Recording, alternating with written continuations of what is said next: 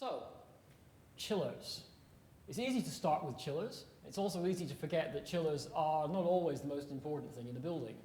I mean, here down in Melbourne, I mean, I hate to advise you, but you don't have the warmest climate in the country. I mean, that's a joke coming from I'm based in Canberra, so what do you expect?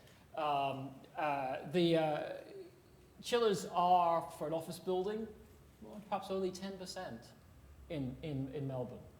But it's a very accessible 10%. You can do something with it. Chiller technology has been moving forward in leaps and bounds.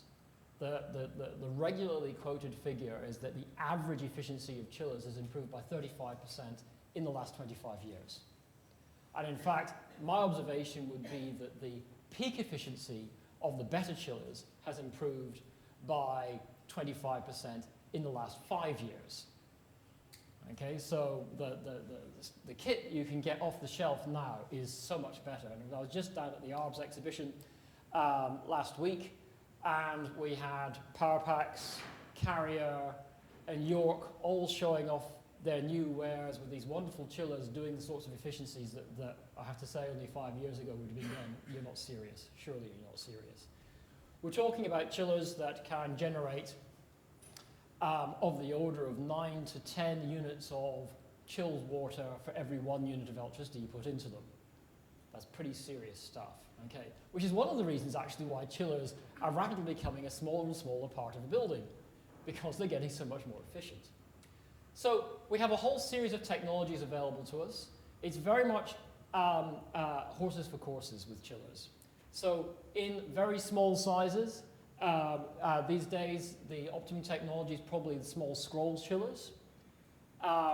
In the mid-range, 300 to 700 kilowatts, the magnetic bearing VSD centrifugals have become very much the dominant chiller, with very high efficiency units available.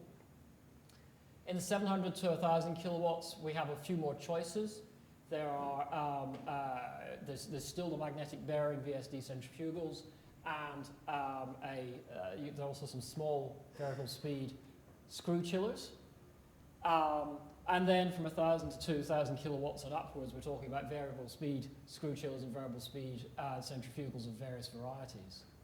So when you're selecting a chiller for a site, it's always about matching what the available loads are against the available technologies. And the difference between a good chiller and a bad chiller within the same price range can be as much as 40%. Okay, my favorite example in this area was a building we were doing in Sydney where the engineer said, I've got 3 chillers, they're all priced within cooey of each other, like within less than 10%. And the efficiencies literally ranged across a range of 40%. Like the best was 40% more efficient than the worst.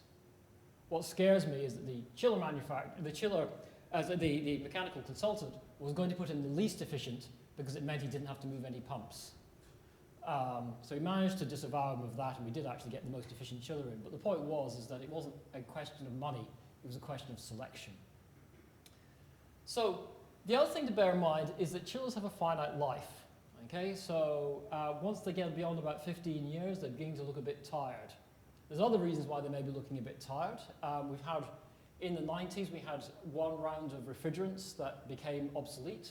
We're just about heading up now to another round of refrigerants becoming obsolete. So R22, R123, they're going off the list. Now, a lot of buildings still have R22 and R123 equipment.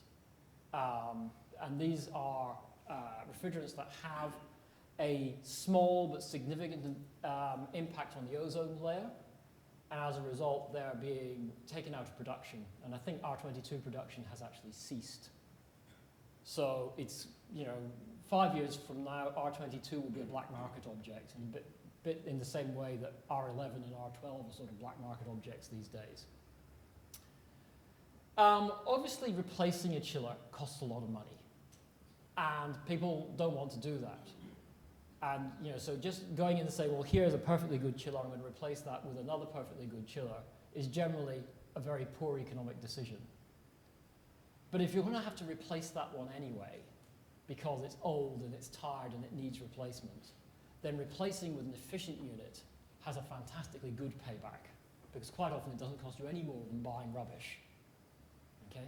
So getting it right on replacement is really good. And bear in mind, as I say, in the next while, you're going to have to replace a few chillers because some of them are going to have obsolescence problems with refrigerants.